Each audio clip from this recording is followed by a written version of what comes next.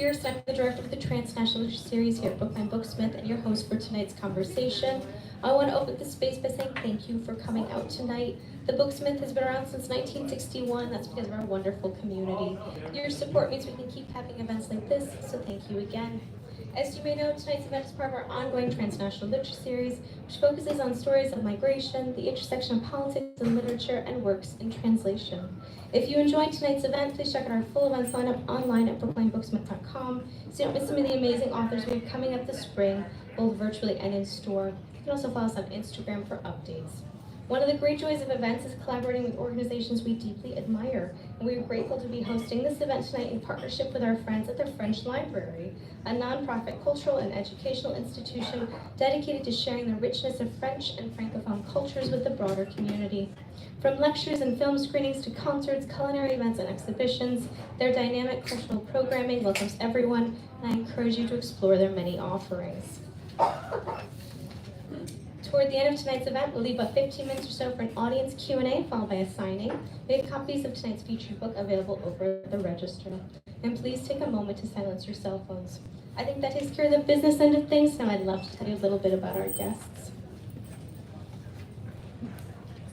Tonight I have the very great honor of introducing Neige Sinno and Natasha Lehrer, here to discuss and honor the release of Sad Tiger, a stunning and powerful exploration of memory, agency, and abuse that took France by storm and has since become an international phenomenon.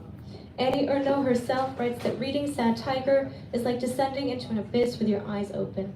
It forces you to really see what it means to be a child abused by an adult for years. Everyone should read it.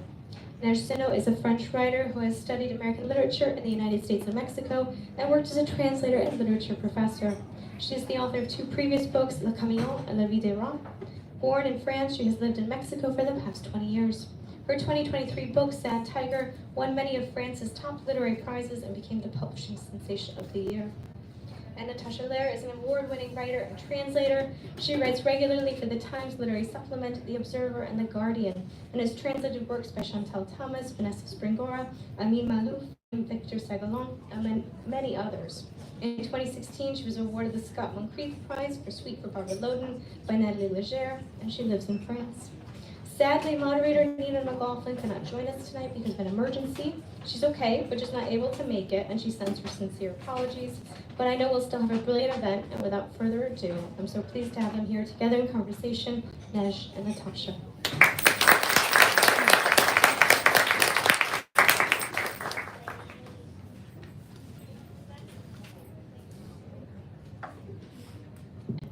I have the first question.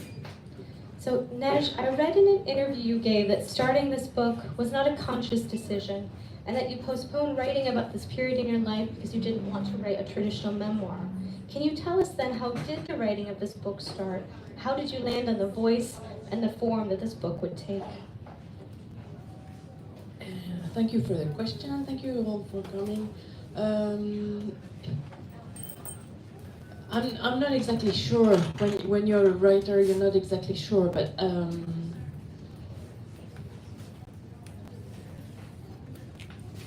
of course I didn't want to write this. Who would want to write this? Especially in the first person. I've been a victim of child abuse. I was raped by my stepfather for years. Of course I don't want to write this in the first person and tell everyone around me and more about this story. So the question is more, why did I do it in spite of everything, in spite of the shame, in spite of the fact that I'm not completely sure I can make art with this because it's so dark, because it's so blinding. I would say aveuglant, can you say this in English? Because it's so violent that it's hard to work with the material like this. So first, because I always wanted to write, and I always wrote, and I've always been a writer, and that's my life. I have no other one. So it's part of the stuff I use to make books. It's my material. I have other material, but why not use it? So at first I thought it would be easier and more interesting to do it in the form of fiction. Then I can protect myself and the reader doesn't know what's true and what's not, and the the very same thing that was protecting myself of not being so sure what's true and what's not true, where am I exaggerating and where am I not, is a double tranchant. What's the expression in English? A double-edged sword. Because on one side it protects me, but on the other side it protects the reader too much, and there can be a reaction of denial and thinking that I exaggerate or make up stuff when we are at the core of what I want to say. So all those reflections were in my head for so many years, and I didn't think much of autobiography for some reason, for many reasons, and I didn't think I would do this. And in the process of writing about something else in another language, I started to use the first person. It just happened. And the other book that I was writing in Spanish took form. I had to write this in the first person. I had to use anecdotes of my own life and mix it with literary analysis and like make a collage of different forms. And I finished this other book, and I started the first pages of Sad Tiger. And it just happened to me, like this narrative voice in the first person, telling that story. But I knew from the beginning that I was going to create or to use a different form. I was not going to tell the story what happened to me when I was a child, and then I grew up and this happened, and now I'm an adult and this happened.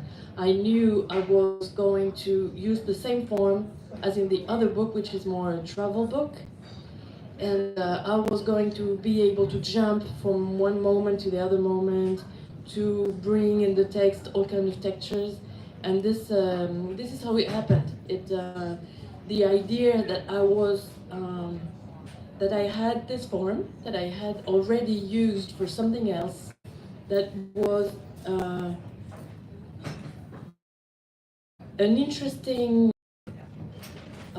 strategy to approach this subject and this voice in the first person that was not the violent and forbidden, for me, forbidden way of telling that story. So there's a door opened, just something unblocked when I realized that I was going to do this in a different way, which is not the traditional chronological way of telling that kind of story. Yeah, I heard you say that it was like when a sculptor can see the block of stone, and all of a sudden they can see the art in it. You could see all of a sudden what the story would look like. Yes, exactly. It was and it's a hard book to write. It's painful and it's shameful and everything. But what happened to me with the form was something very joyous. I was so thrilled. I was so proud. I was so happy with this, with what I saw in my head. Just like, yes, just like when someone who works with wood, they have a piece of wood and they have this idea of what's going to happen when they work on it. It was exactly like this for me, for this book. I had the idea of the two parts of the book because I didn't want the story to end in the moment where I press charges against my abuser and he goes to jail. It's half of the book, but then the other half is completely another side of the story, and I knew from the beginning I was going to work on those unexpected ways of telling that story, because most stories of abuse, when they end well, the happy ending is when the guilty party goes to jail and I finally started doing my life, as if it could be a happy ending, when of course it's not this way in life. There's nothing ends with the condemnation. When he's sentencing, yes, when he's sentenced to years of jail, or when he's not sentenced. It's not the way it works. Life is weird, and it has. It's not a line. Time goes like in spirals, and it comes and goes, and the past doesn't go away just because someone got a few years in prison.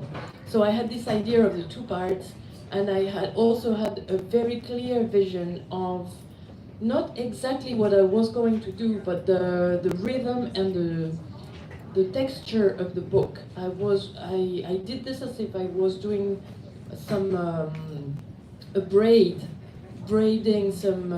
I have different ropes that I could use, and they were very different. Each one of them was different, and I was going to braid this to make one structure. And so this was really nice.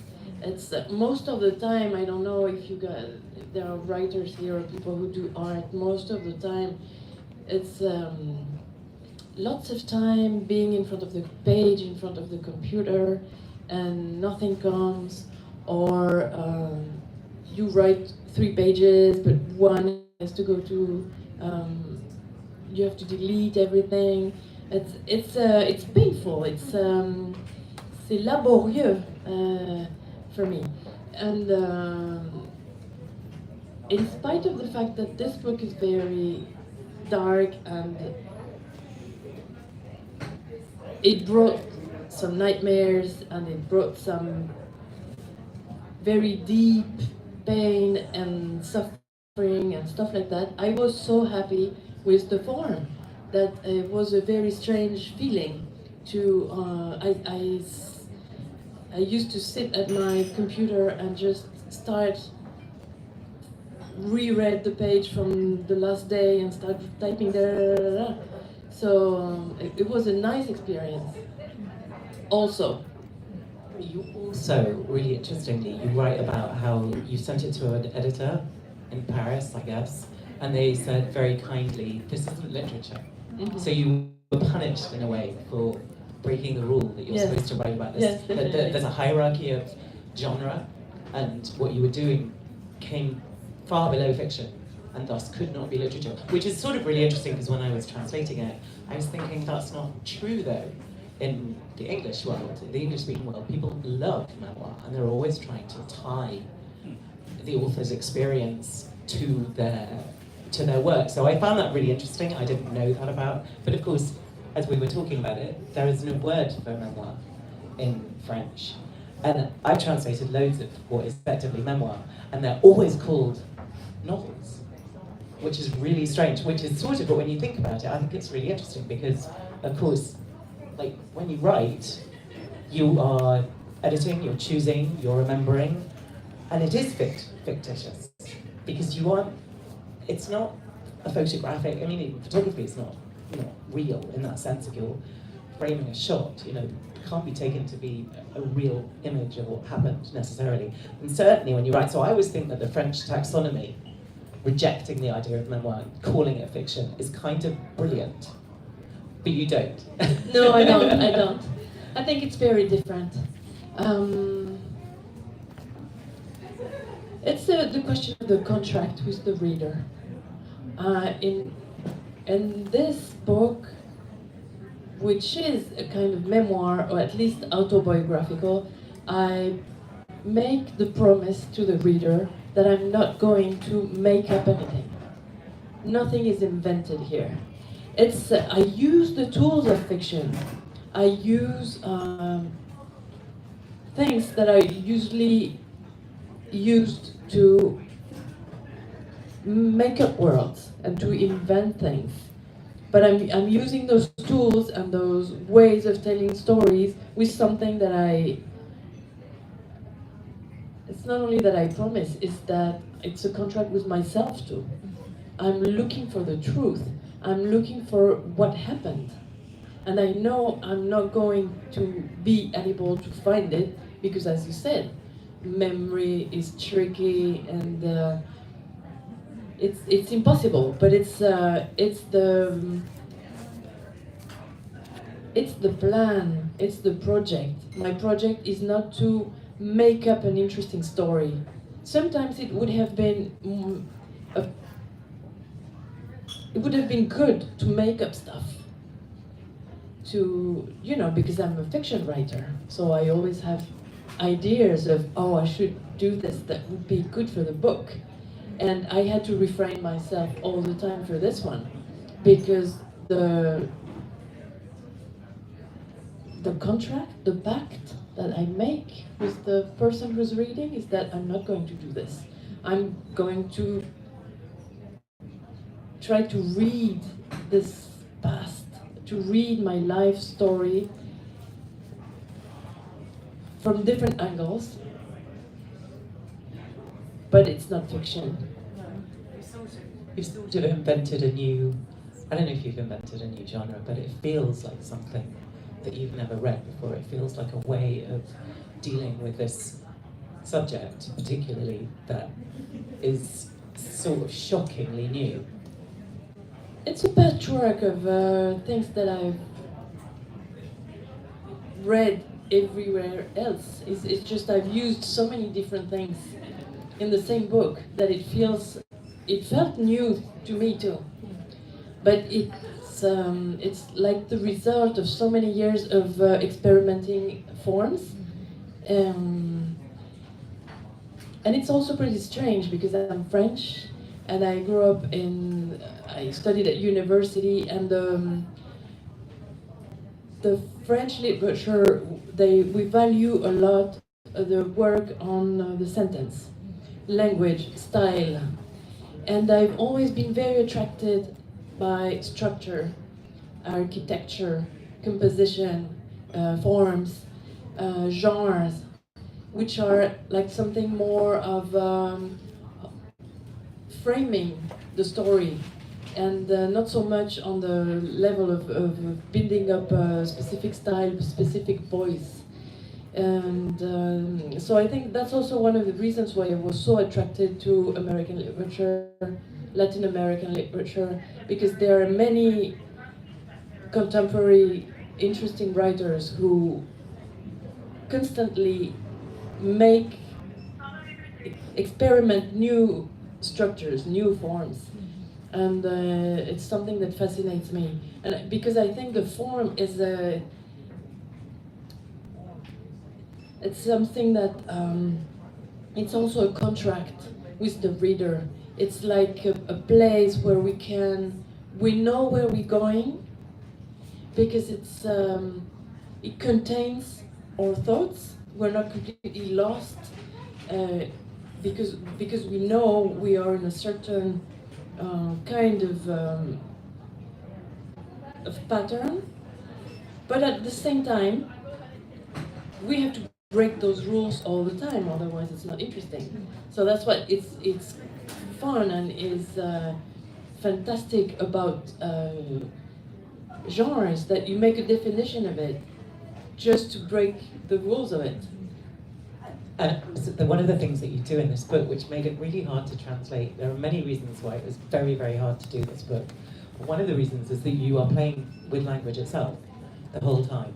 And you're doing things in language that you kind of aren't supposed to do in French, because French is very rigid in a way. And there are rules about tenses, and there are, well, first of all, we use tenses differently in English and French, and I'm used to that as a translator.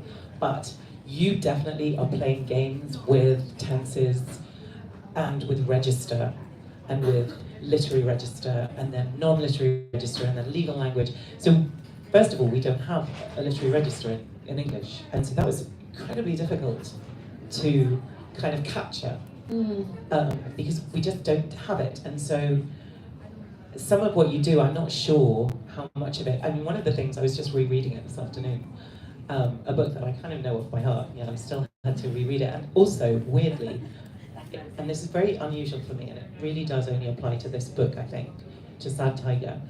I was so inside it that I didn't see it as a book in a way that has never quite happened to me before. And there's one scene in it actually where you're looking at a photograph of your family and you're sort of looking at this photograph and saying it just looks like a family snap. You don't know what's behind it. You don't know that we had a fight in the car on the way there. You don't know from looking at this picture that my stepfather was, you know, what he was doing to me. It's just a family photograph. And I realized when I first read it again, and I got hold of a copy of the book and I first read it, that I hadn't even seen the photograph because I'd been inside it looking out, because I was you, which was incredibly strange. But one of the things that I noticed with this afternoon when I was reading it again is how extraordinarily tight it is as a structure, which in a way with what you're doing with it, which is so free and so breaking all the rules, and yet when you read it, it's an exceptionally tightly written book. Do you know what I mean? Yes, thank you for saying this. It's not obvious when you read the book, all those theoretical questions, because my purpose was also that all those things could be completely transparent. Like I had a very clear idea of what I was going to do, and it's very structured, but when you read the book, you have the feeling it's just au fil de la plume. Feels like you, oh, I just had this idea. I just had this thing. I just want to say this. Because I wanted to make the reader feel that she's in my mind. She's just beside me when I'm thinking. And so it's, of course, it's a construction. It's something I had to make up because it's impossible.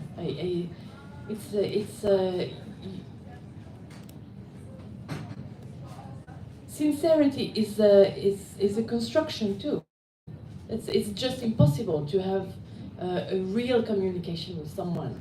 So I had to create all those games, all those constructions, so that I create that feeling of a safe space. It's also a safe space where I can, because everything is contained, because I know where I'm going, because I know that I'm not going to fall into the well of this darkness, and you're not going to fall either when you read, because I know what I'm doing. It's something that makes me very free, because I have the feeling that it's strange, because it's not under control, not exactly. It's full of danger. But in a way, I want to build a relationship of trust with the reader, which is strange because it's a made-up reader. It's a projection of my desire to have someone sitting inside that brain. And but at the same time, that's why I was talking about contract, about like something I'm not going to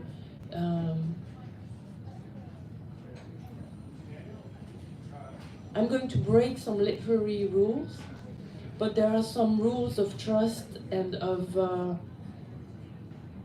I'm not going to surprise you in a way that you don't want to be surprised. It's also something that is... You're not sure about that?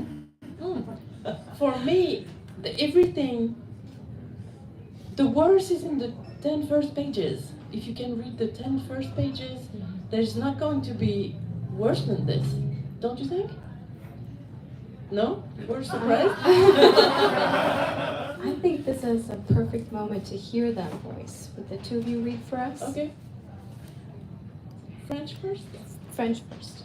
I think that you have the book. Can I borrow the book? Because I was going to read on the phone. Thank you. Merci.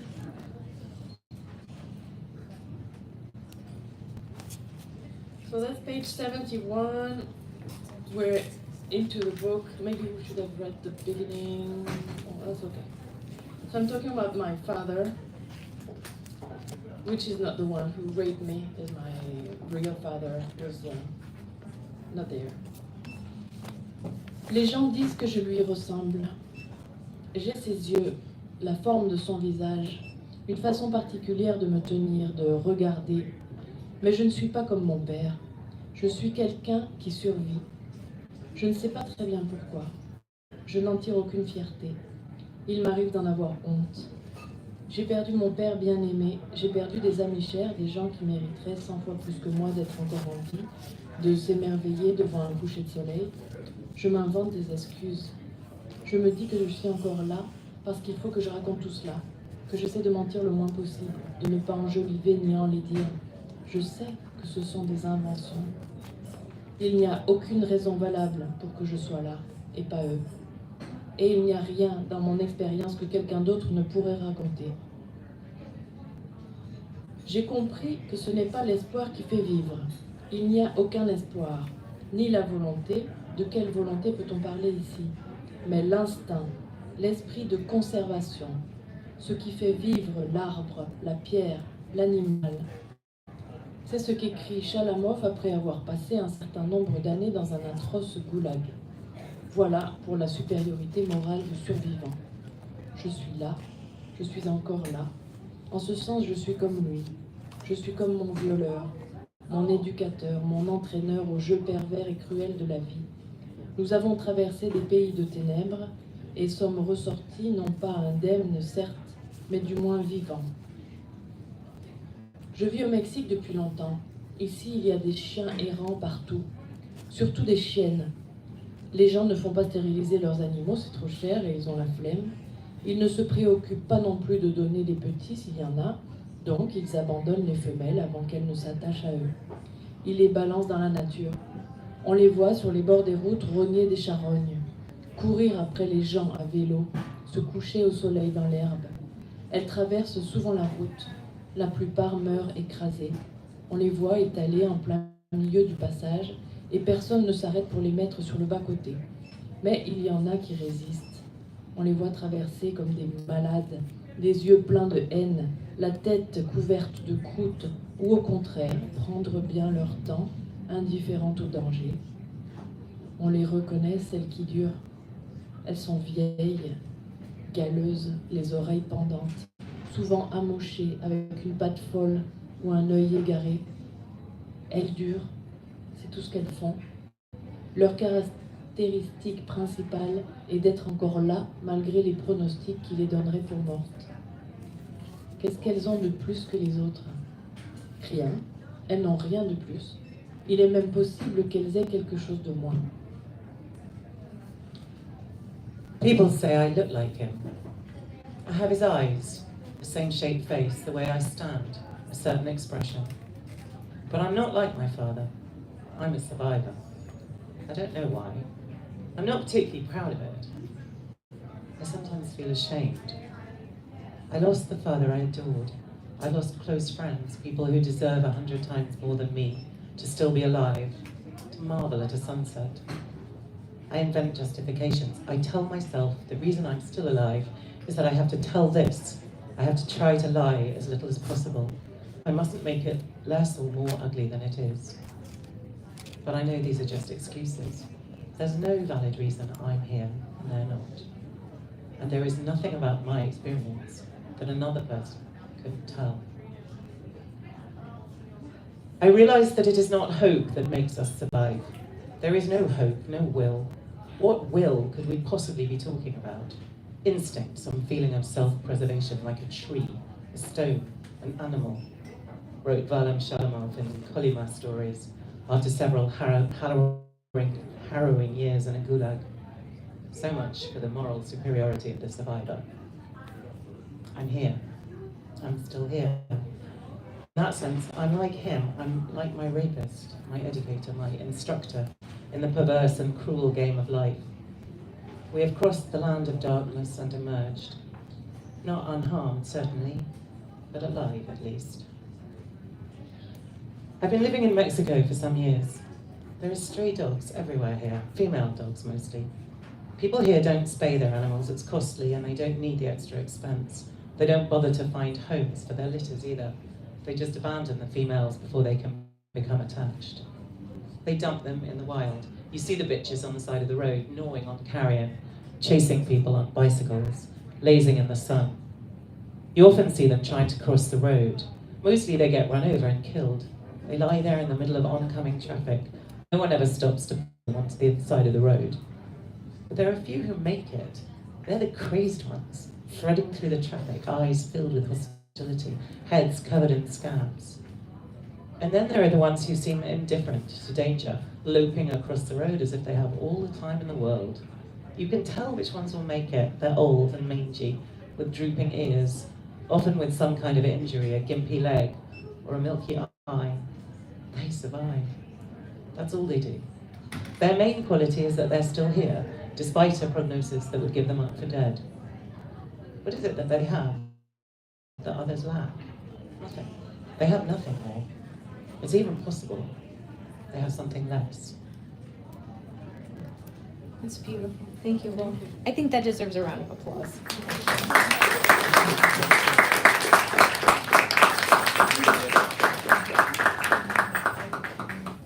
There's also a rhythm to Sad Tiger that's very purposeful, and interplay of the sections, you called them braids earlier, of your perspective, the perspective of your abuser, and other works of literature and authors that you're in dialogue with. Can you talk about how you approach this interplay and about some of the other work you include in the book? And Natasha, afterward, can you talk about how you translated that interplay of perspectives in the quoted material?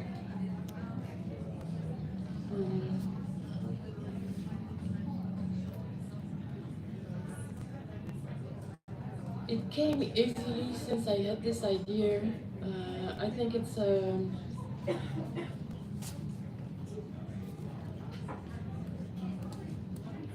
a question of rhythm, as you say. Every time that I had the feeling that it was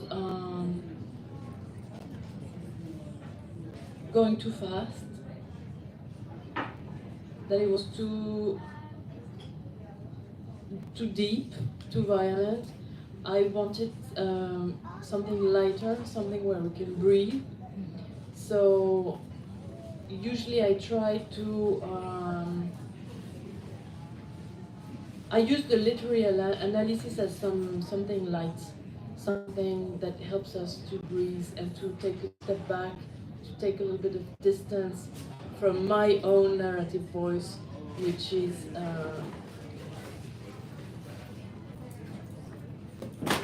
I'm not sure why. Maybe because of what I was saying in the beginning, because I don't want that. I don't want to tell that story. I don't want this to have happened to me. I'd rather be somewhere else. And when I do the literary analysis, we are still inside that story, but we are also somewhere else. I can use someone else's voice to say things that I don't want to say in my own voice. So I use Nabokov, I use Virginia Woolf, I use obvious references about sexual abuse, but also things that have nothing to do with sexual abuse, which are more books that help me to explore an aspect of memory, because it's not only a book about sexual abuse for me. That's why the question of mémoire is interesting, because mémoire, for me, being French, it's the word mémoire doesn't exist in French, but it's obviously about memory, and memory is very strange. And to explore your own memory or explore the past is something very strange. And so, of course, I'm not going to be able to do this by myself. And it's a lot easier when I use references and other ways of telling stories that I bring from other people. So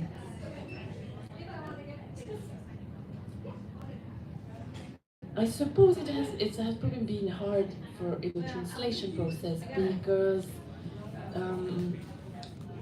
it's very subtle, it's very strange, the question of texture that I was planning to make. And I think when you read the book, you had that feeling of different... Yeah, I reviewed it originally, and that's how I ended up translating it, because someone sent a review to the publisher. And he immediately sent me an email and said, "You are the person, you have to translate this." And I wrote about it really as a literary book. I wrote about it, about the way that, as an exploration of language, of different kinds of language, of different ways of telling stories. I really read it like that, and I know that other people don't read it like that necessarily. And I hadn't really kind of read about it. I just read the book and then responded to it. Actually, for me, it was also massively relaxing in a way, because I had to do loads of research. There's like a line from a book that's either in English, I had to find the line from Virginia Woolf's Moments of Being. I had to like find one line in a book. So I had to go and sit in the library and like read books, which was heavenly, because actually a lot of the time I was translating, I was really suffering. It was really hard. In a way that, even though I did translate Consent by Vanessa Springora, which is also a book about abuse, but I didn't respond to it. I loved it. I really enjoyed the process of translating it. I think it's a brilliant book, but I didn't respond to it in the way that I responded to this book, where, as I say, I kind of became you, and I started to see the world in the way that you see it, which is really difficult. So actually, although it's a massive amount of work, she quotes endlessly books that I had read, so I was kind of could feel my way into them, books that I hadn't read. I remember I was sitting in the British Library with, what's the name of the Basque writer? Bernardo. Yeah. And I'd never come across him. And the book almost fell open at the page. It was the weirdest thing. It felt so mystical. It was so strange. And I was like, well, first of all, I was like, thankful that the book was amazing. And I sat in the library and read it. But it wasn't sort of searching, the proverbial needle in a haystack. It was really interesting. But anyway, so I love research. Whenever I translate non-fiction, I spend, I go deep down rabbit holes of reading other books about, whatever the source material is for this book of anthropology or this book about philosophy or whatever. And this is what I did. And as I say, it was a relief for me. But also, of course, because I'm like your ultimate reader. Like a translator is basically a reader. And so for me too, it was a moment where I kind of relax. Even though, for example, the Virginia Woolf is about her being abused by an older brother. So it wasn't like a particularly joyous passage, but it was still a moment for me to just relax, basically. Because a lot of the time sometimes I wouldn't really be able to carry on, or I'd come down for dinner and my husband would look at me. He'd be like, "You okay?" And I'd just say a line. I won't say it here, but I would say, "Oh yeah, guess what I translated today?" He'd be like, "Oh gosh, you look terrible." It was there were days when I was really quite devastated. Yeah, I suppose it's part of what the book can do. But as you said, there's also some light in it. For sure. And the light is also there because I want to go into the darkness. And so if I want you to follow me there, if there's not something, a reward in a way, you're not going to come. So that's why, and it's not a trick, it's not a stratagem, it's I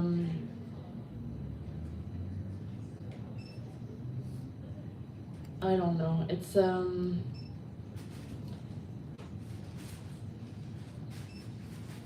again, it's a question of being a good companion to each other. I am asking you, I'm offering you a weird journey, and if you say yes, you know where you're going. That's I said, there's no surprise. And you know where you're going from the beginning. It's not something that starts as what would you expect? I mean, I think you're underestimating how far into yourself you go. Because there's a point, sort of, almost at the end of the book, when you go down a different route, which I wasn't expecting. And you're not expecting it as a reader. You're talking about your daughter, about having a child, and about having a partner, and about having, and as you say, you're not sort of telling the story as a redemption story. That's absolutely not what's happening. In fact, it's almost the opposite. And that is very, very difficult, that section. And you were not expecting it? Okay. Not at all. Uh-huh. Not at all. And there's actually a devastating, tiny, sometimes. Got it. I have a home today too. I watch my daughter and her father walking on the path ahead of me, hand in hand. Now you know what I'm thinking about, what I think about all the time, what I can't help imagining. And that is, I think, maybe that's, for me, the hardest sentence in the whole book. Okay. And it's right at the end. And I absolutely did not see it coming. And even now, I know this book like as if I'd written it. I lived with this book for 5 months when I translated it. And that's what I did. Every single day I got up in the morning and I worked on this book, which is a ridiculously long time. It's not a super long book.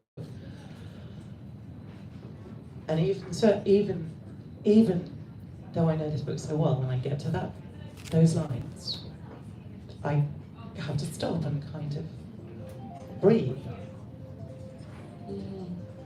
Yes, I can understand it came as a surprise for you. And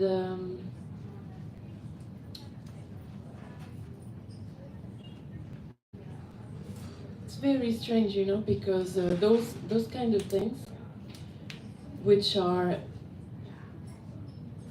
it's very strange. It's if you have been a victim of child abuse, it's obvious that most people have been victims of sexual abuse in their childhood. They have those ideas. When they see an adult with a child, they imagine that this adult could rape the child.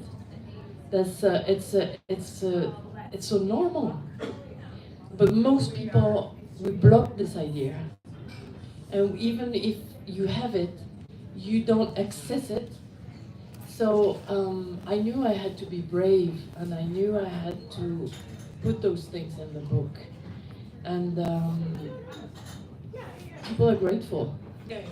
Many people came to me in France, and friends of mine, for example, a friend of mine who's been abused when she was a child by her brother, and she called me just to talk about this, about the fact that when she was with her newborn, she had ideas of people abusing her child all the time, about what if I become an abuser of my child, just like being invaded by those ideas, but she didn't have access to it.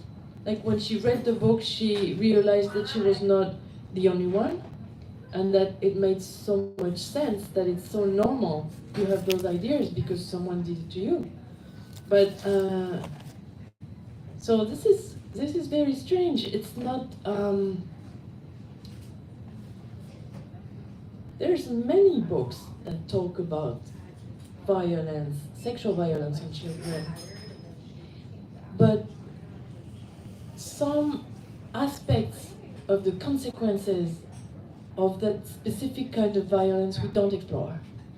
Just like those kind of ideas, just like having to recognize that I'm a mother, my daughter is now 13, but I've been, since she was a child, I spy on people. I spy on people when they're with her, and not only with my daughter.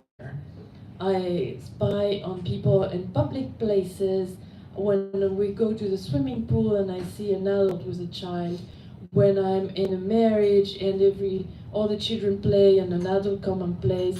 I have this double world in me because I know the statistics. And we should all know them. I checked in the morning because I will always have the feeling when I read a review about my book, like something French, And I always have the feeling that, oh, maybe the numbers are different in the United States. So I checked the statistics, and they are very scientific and strong studies that show that 1 woman out of 5, 1 boy out of 20 has been abused in their childhood in the United States. It's the same in France, it's the same everywhere. It's many people.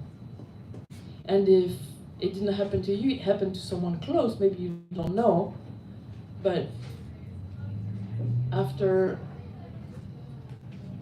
some time in life, you end up knowing. Not all the stories, but some of them. Well, one of the things that happened with your book is that people definitely started talking about it much more. And friends started to tell me things. People I've known for really a long time. And people started to open up. It was like you gave them a kind of access. This is so nice. Yes, Yeah. I'm so proud It's of this. amazing. Yes. Because if we don't talk about it, it's even worse. Well, so when I started translating it, and I was thinking, gosh, it's really interesting. There's so many books, I mean, relatively speaking, there's so many people who've written about child sexual abuse. There's obviously famously Christine Angot, and then there's Vanessa Springora, who was a very, that was a very famous case. And then your book, which is a literal phenomenon and has very much changed the conversation, I think. And I was like, oh, I wonder if it just happens all the time in France. And that's why they talk about it all the time. And like you, I looked up all the statistics and I was like, oh my God, they're the same everywhere. I heard 1 in 10. Effectively 1 in 10, which means that if you went to school, if you've got a child in school, if you've got more than 1 child, without knowing it, statistically, you're very likely to know a few people, a few young people today, or a few people your own age who were abused when they were children. And as I say, people have started talking about it in a way that I think perhaps they weren't talking about it before. And so it's in fact, it's not remotely that it's a French phenomenon, but it is a French phenomenon to write about it, which is very interesting. Well, yes and no. The first time I read a book about this, it was Dorothy Allison. All right. And it's 1996, 1998. And there were books before. But it was massive. Bastard out of Carolina. And it was, it's fiction, but she said from the beginning it was inspired by her own life. And so it's I don't know, it's there. It's just we don't. Maybe people just talk about it more in France. I don't know, but there is that feeling. There's a momentum. There's something definitely weird because big Me momentum. Too in the cinema happened very late. Like it started. And then there was a movement called Me Too Incest in France. I don't know if that happened in America. No, it's very recent in France. It's in 2021. But it didn't happen in other countries. No. Which is amazing. Because the statistics are the same. And it's, I think it's like the wave of Me Too. It's like the wave of, okay, we started talking about this, let's go and open this horrible box. It's now. And I'm proud I'm part of this.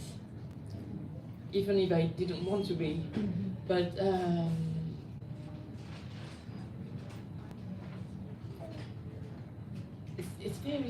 this is dark times. It's moments of doors shutting all around us. And then there's Me Too. There's this opening of a conversation that never happened before, that I did not hope I would see happen when I'm alive. And so it's an incredible surprise to see this happening. And it doesn't have to be violent. It's mostly it's been happening in conversation with friends. And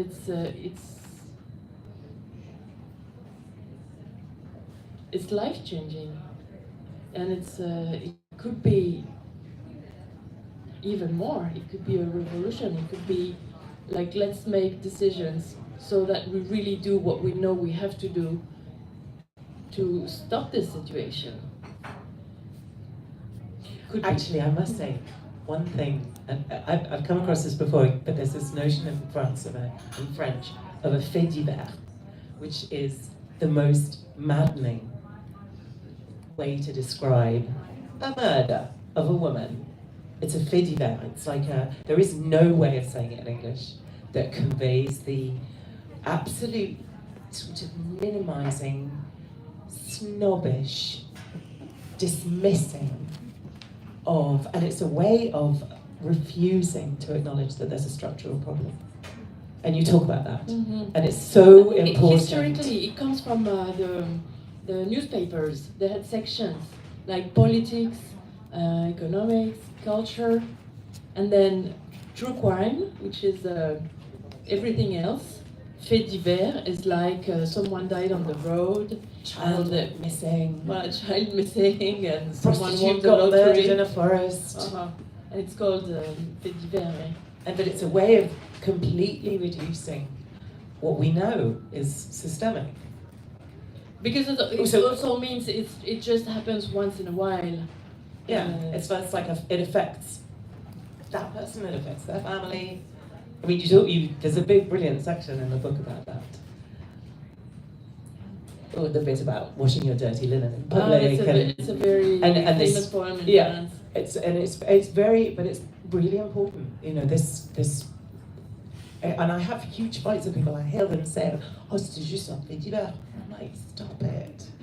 It's just literally minimizing femicide, for God's sake. That's insane. We know that one woman gets killed every 3 days by her partner. It cannot be a fait divers. It's impossible. Gisèle Pelligot, you know, that case, which has had like global reverberation, people wanted to just consider it a fait divers, as opposed to a way of understanding men's relationship, men's attitudes towards women, and men of all social classes, and there's a lot to learn from that. But there was a risk of it being just dismissed until it was picked up actually by Le Monde, by Ayaan Chemin. Right? She first wrote about it. It was extraordinary, and then it was impossible to reduce it. But actually, I think a lot of people would have loved to just leave it as that. You know, this thing doesn't happen very often, so it's not a big deal. It was horrible, but you know, it's paradoxical, and in the book I try to explore this very paradoxical nature of our relationship to this, because in a way we need denial. It's so hard to believe the truth. It's so hard to understand that statistic of 1 person out of 10 who's been to hell. Because this is hell. It's not something we can normalize. We can think, oh, okay, it's 1 out of 10. Then it's just what happens in life. It's c'est révoltant. What's the word for this? It's revolting. But it's also shame, isn't it? I mean, it's just creating a culture of shame that creates a culture of silence. Yes, but in a rational level, it's just we should accept the statistic as something true, but then if we do, we can't do this. We can't go through life and go to work and go to teach and be with your family thinking all the time about the fact that 1 person out of 10 has been to hell. Is going to hell right now. In every family, in every school, in every place where there are educators with children. So all those paradoxical things is what I try to explore in the book. And I don't resolve anything because it's not for me to resolve this. I'm just trying to state the obvious. I think all this should be obvious, and it's not. And it's very strange. And you're very generous by letting us kind of into your story and therefore accessing some some understanding of it, and it's very limited understanding, obviously, if you haven't lived it. But it is, like, it feels so... it's really such a strange experience to read this book, because you really do feel like you are this person who's taking you on this journey, which is odd, because you're not this person by definition. Was it frustrating for you as a translator to have this way of never finding a solution? I found all the solutions. No, I mean, what I'm doing was the exploration of all those paradoxical things that I don't resolve. No, I didn't find it frustrating at all. I found it completely fascinating, and you said things that I had never thought about. You know, you say you're never free. As long as there's one person in the world who's being sexually abused, you cannot be free. And that's like an amazing, earth-shattering thing to think. And I can't be the only person who's never really thought that. I hope I'm not. I mean, if I'm the only person, then I'm a really massive idiot. I don't know. But I don't think I am. I think that you telling us this, you taking us on this journey, and you make us see the world very fundamentally in a different way, which makes it a very, very difficult thing to read, but also, like, it's such an act of generosity to take your reader on that journey. Thank you, because sometimes I also have the feeling that because the book is asking questions unanswered, it could be frustrating. I'm opening up all those questions, all those things, all those issues that we would like to have answers to them, and I don't give them. Yeah, because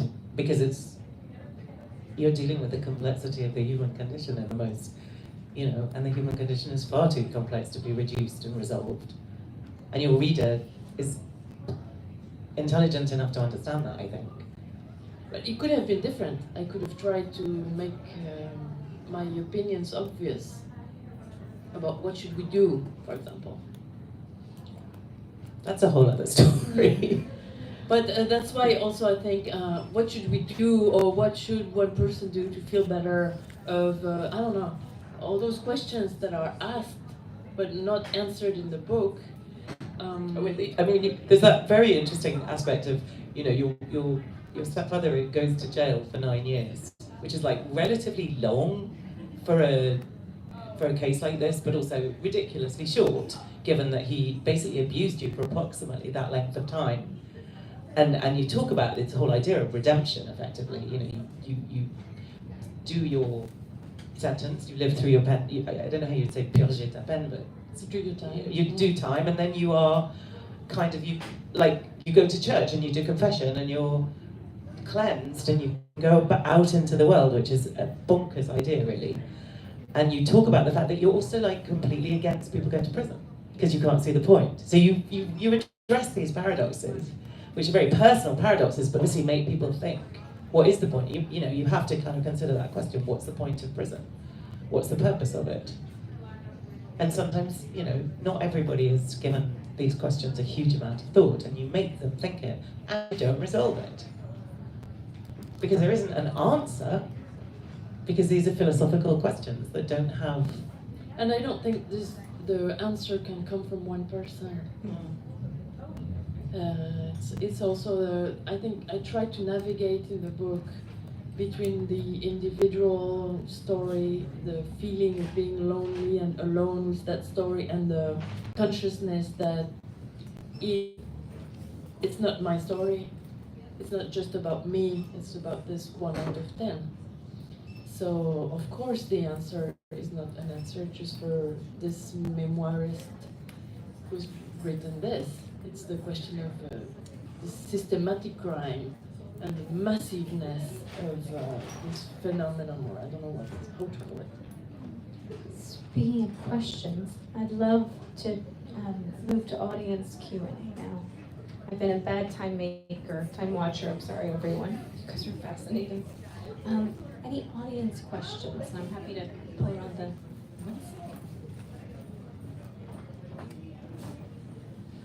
So could you talk a little bit, because as I was reading your book, I was very intrigued about your relationship with your mother. you just said, what should we do? But in my mind, as I was reading, is like, what should have people done?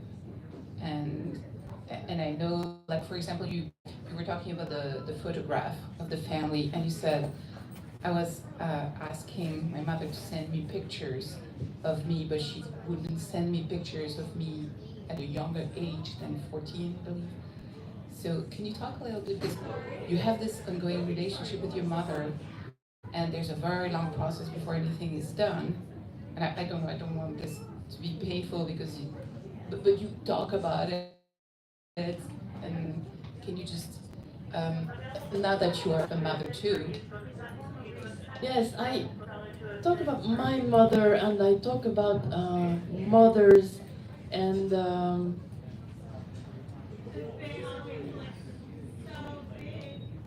it's also a question of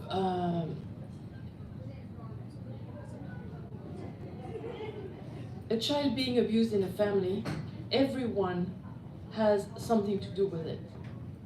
The people who see and doesn't say anything, the people who should see and don't see, the person who's not a victim but who's sad for her brother or sister who's been a victim.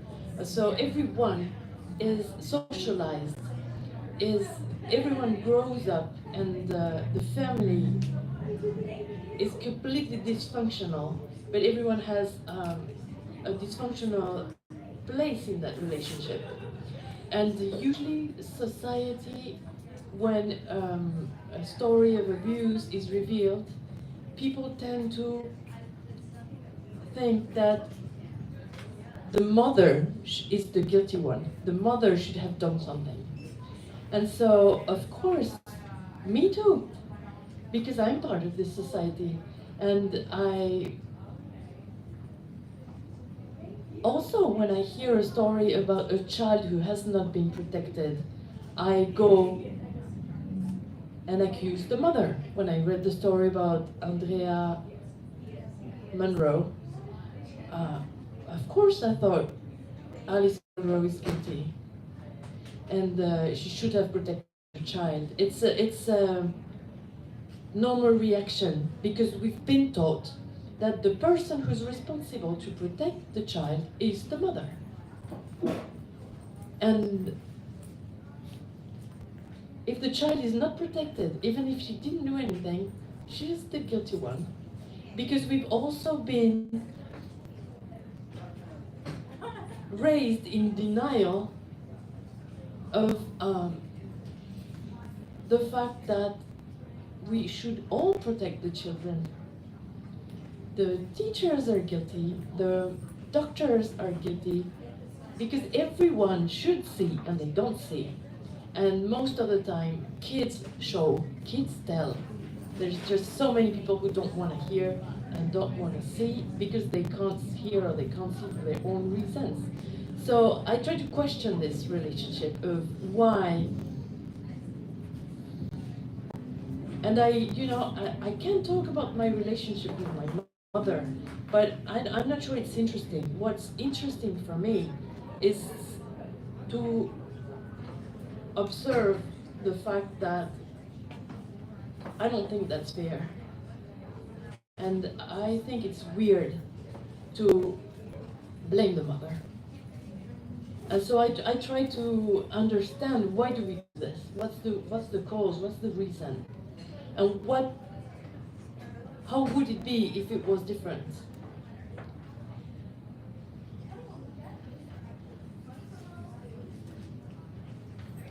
That's what I can say about the mother thing. Thank you. Yeah.